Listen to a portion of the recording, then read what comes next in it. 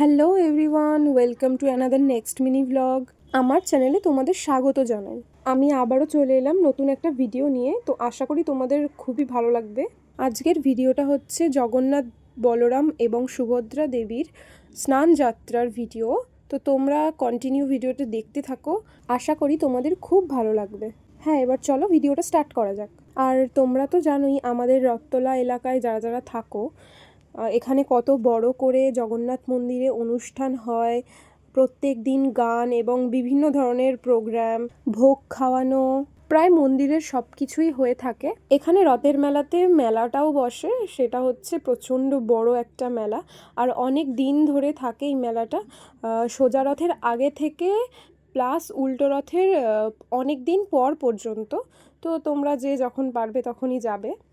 অবশ্যই এসো আমাদের এখানে রথ দেখতে এবং মেলায় ঘুরতে। এবার তোমরা তো দেখতেই পাচ্ছ একে একে যেরকম থিম অনুযায়ী গ্রুপ নিয়ে যে যার মতো পারফরমেন্স করছে রোডের ওপর থেকে। আর আমাদের এখানে রথতলা থেকে পাটবাড়ির ঘাট পর্যন্তই যাওয়া হয় কলস যাত্রার গঙ্গার জল আনতে। তোমরা তো অবশ্যই জানো যে জগন্নাথ দেবের স্নানের জল আগের দিন তুলে রাখা হয় এবং তুলে রাখার পর পরের দিন ভোরবেলা জগন্নাথ দেবের স্নান যাত্রা শুরু হয়। আমাদের তো দেখতে খুবই ভালো লাগছিল এবং তোমাদেরও হয়তো ভালো লেগেছে। ভিডিওটা এখানেই শেষ করছি, দেখা হচ্ছে স্নান যাত্রার নেক্সট পার্টে।